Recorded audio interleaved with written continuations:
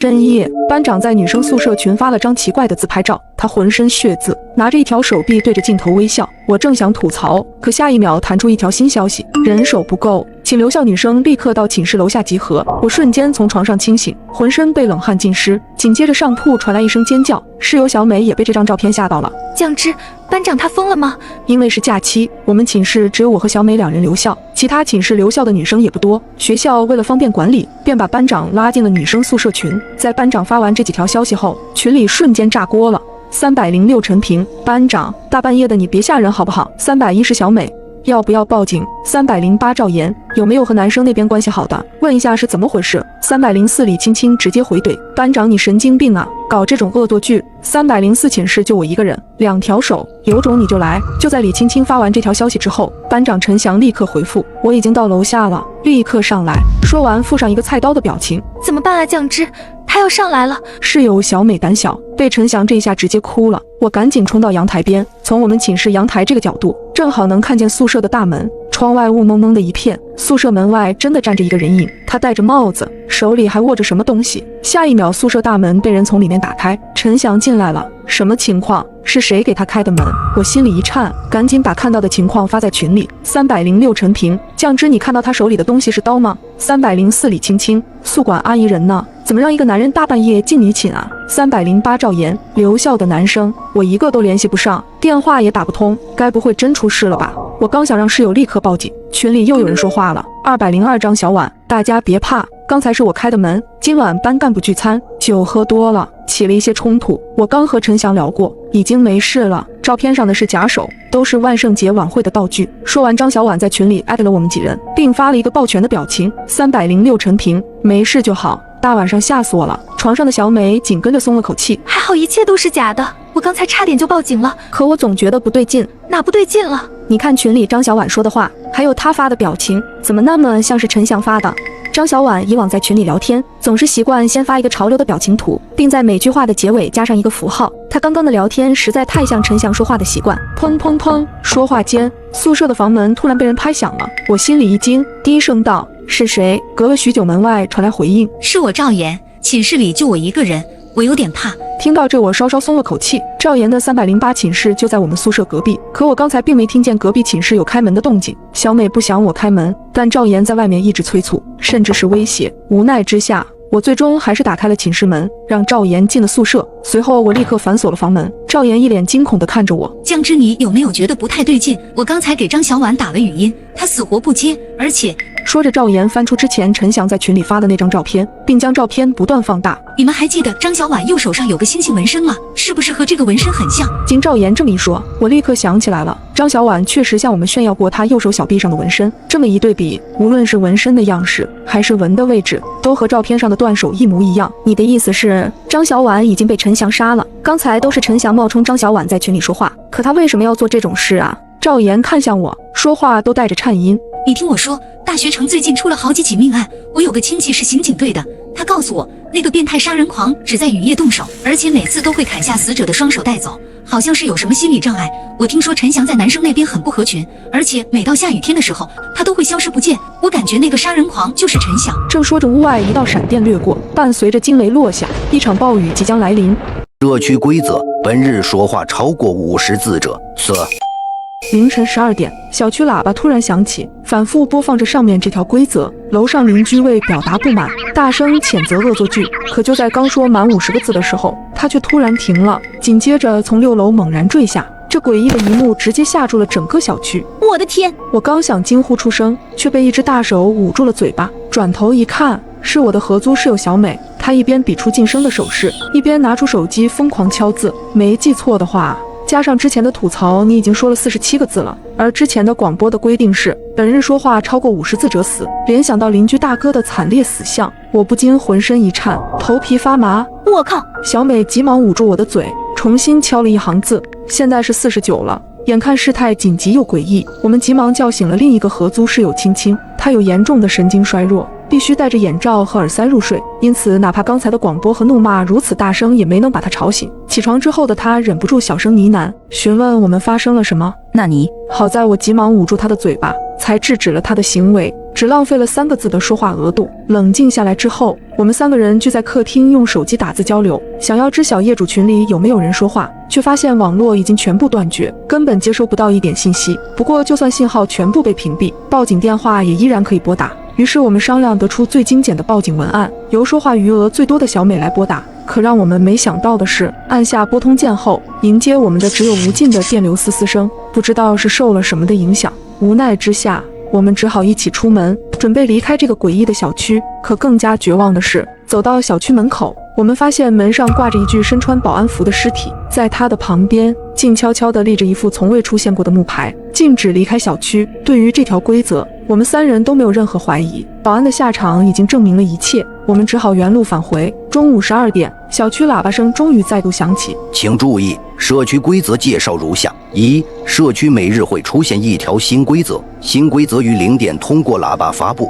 请务必严格遵守，否则当场死亡。2、每当新规则产生时，上一条规则自动失效。3、规则与规则之间不会重复。4、周边已布置高压电网，严禁离开社区范围。5、社区规则持续时间为10天，10天后所有规则结束，仍然存活者方可安全离开。听完规则，我忍不住长吐一口气，在手机上敲下文字。也就是说，这地方我们要待满10天。小美点了点头，没错，而且要经历10条不同的规则，一旦违反就会死，这实在是太危险了。轻轻挠了挠头，不能离开小区的话，食物岂不是也成了大问题？想到这里，我赶紧起身看了看冰箱，还好我和小美都有做饭的习惯，冰箱里备了不少食物，里面也还有很多，起码不会让我们3个人饿着。于是我回应道，食物够我们吃。小美却摇了摇头，小区里有这么多住户，天天点外卖的年轻人也不在少数，随着时间推移，一定会出现有人食物不足的情况。或许到后面几天，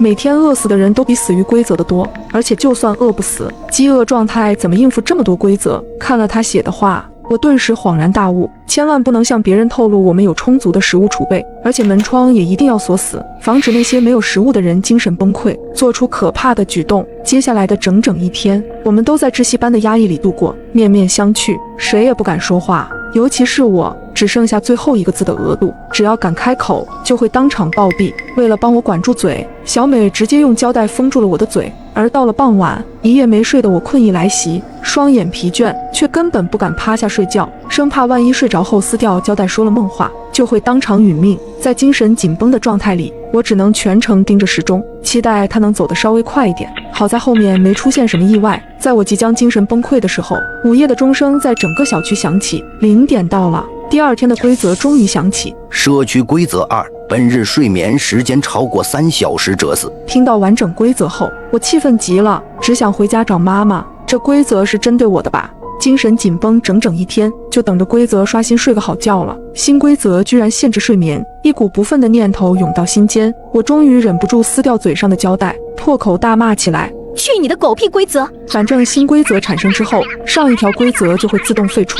我现在不管说多少话都不会出事。可还没骂几句，喇叭里竟又传出了新的话语。小美急忙捂住我的嘴，示意我仔细倾听。请注意，社区原有人数600人，首日规则后存活531人。此言一出，我们3个都冷不丁打了个寒战。短短1天时间，小区里居然死了69个人。那第2条规则我们又该怎样度过呢？好在青青的思维比较敏捷，她制作了一份精密的睡眠排班表。为了避免一次性睡完3个小时，青青把我们每个人的睡眠额度都分成了5份，每份半个小时，分布在凌晨、上午、下午、傍晚和深夜。多余的半个小时则是预留出来的保险缓冲期，避免有谁因为犯困忍不住打盹超出了睡觉额度。我们3人的休息时间全都交错开来，以便相互监督。盯着窗外浓稠的夜色，我不禁有些感慨，也不知道今天会死多少人，估计会比昨天多得多。这个规则看似简简单单、朴实无华，但其实非常凶险。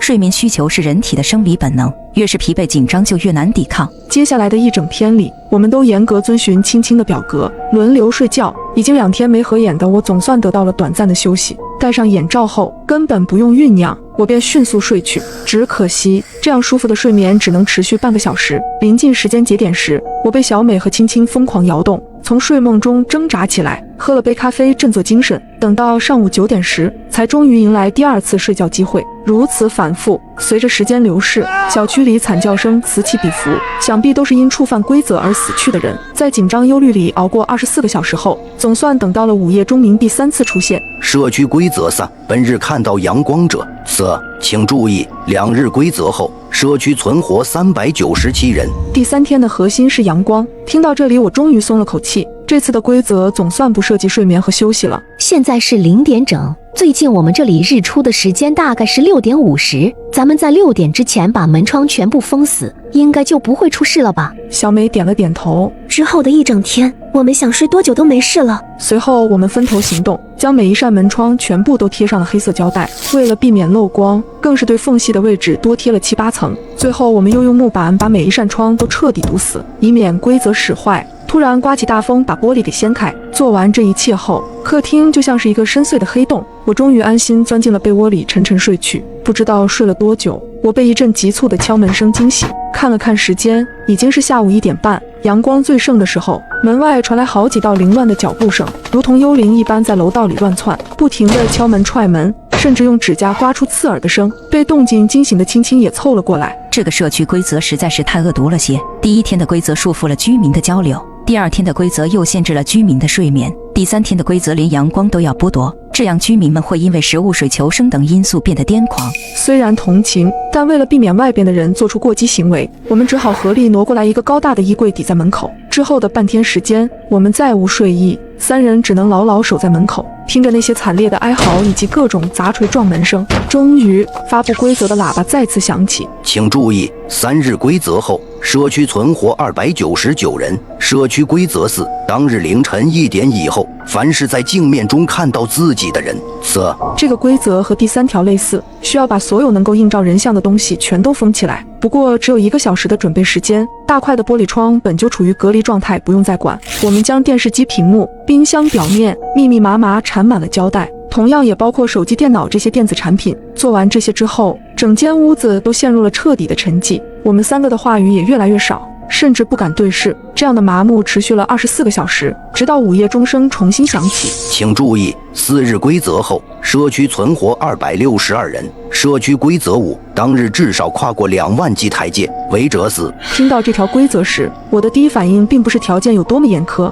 而是感慨终于不用困在窒息的黑暗里了。没有等到天亮，我们便直接走出了屋子。可刚打开房门，一股腥臭的气味就涌到了眼前。楼道里七零八落躺着不少居民的尸体，想必这就是违背前几条规则的下场。想到这，我们3人再也不敢怠慢，开始一步步爬楼梯。不过我们低估了这个规则的难度，因为很久没有这么大的运动量，仅仅是6000阶，我们3人就精疲力尽，双腿抽搐，瘫软在地上。无奈之下，我们只好暂时回屋休息，待到中午12点才重新开始新一轮爬楼。不少存活下来的住户也纷纷加入了爬楼大军。人多起来之后，紧张感略微减少，可这2万级台阶依然是难以逾越的大山。直到晚上10点半，手机上的步数终于到了21000步。为了确保万无一失，我们多走了1000步。艰难地回到家后，没等我们喘口气，午夜钟声准时响起，一片片惨烈声也随之而来。小区里不少行动不便的住户都没能熬过这个规则。一位60岁的阿姨因为体力不支，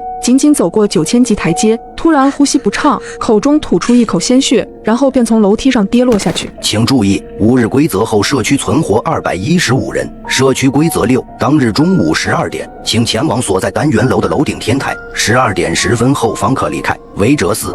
听到这个规则之后，我愣住了。什么意思啊？只需要花10分钟去一趟楼顶，这么简单吗？社区规则从来没有仁慈过，这条看似简单无害的规则里，一定隐藏着恐怖的杀机。临近11点，我们3人早早来到天台，起初能够找到一些关于规则的线索，而随着时间推移，顶楼上的住户越聚越多，30-40人一起研究，直到接近了中午12点，我们都不明白规则的目的到底是什么。这时，一道突兀的尖叫声扯破了所有人的注意力。那是什么？我急忙循着声音抬头看去，果然在远处的天空中看到了一个黑点。仅仅是3秒之后，黑点的后方便有更多黑点迎风而来。待它们飞得近些，我终于看清它们居然是一只只身形庞大的怪鸟。显然，它们就是第6条规则给我们的考验。小美小声嘀咕道：“我们该不会是他们的猎物吧？”恐怕是的。果然，怪鸟们没几秒的功夫就飞到了小区上空，一边盘旋，一边时不时俯冲过来，对准人类扑击撕咬。它们速度很快，爪牙异常锋利。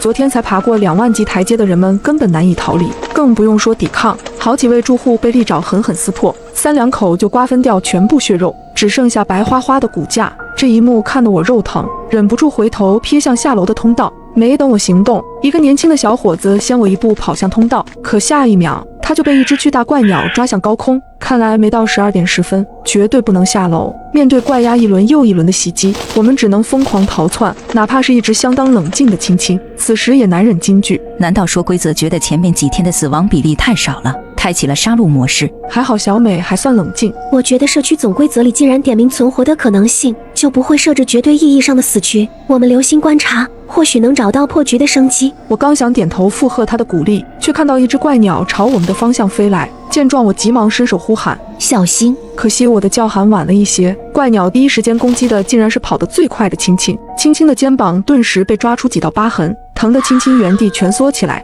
小美见状，迅速拿起一根木棍反击，赶走了青青身上的怪鸟，接着冲我大喊：“酱汁，怎么办？再这样下去，我们都要死定了！”眼看怪鸭在头顶越聚越多，我的心也坠落到了谷底。绝望的我甚至想闭上眼睛迎接死亡。不对，怪鸭吃人的行为好像是有规律的。周围满地都是住户残破的身躯，有些已经成了白骨，被吃了个精光，另一些的身躯则相对完整。如果没记错的话，这些怪鸭并不会吃那些已经躺下的住户。念头一转，我猛然想通了一切，立马朝着青青和小美高声呼喊：“他们有视力缺陷，怪鸭喜欢攻击活动敏捷的人，躺在地上就会没事。”说完之后，我也立马原地俯身趴下，把身体死死粘在地面，足足在心里默数了半分钟，竟都没有一只怪鸭找上门来。这一刻，我终于松了口气。幸存的住户都学着我的样子，死死贴紧地面，不敢动弹分毫。怪鸭们变得茫然失措，突然没了目标，只能在楼顶一圈圈的盘旋。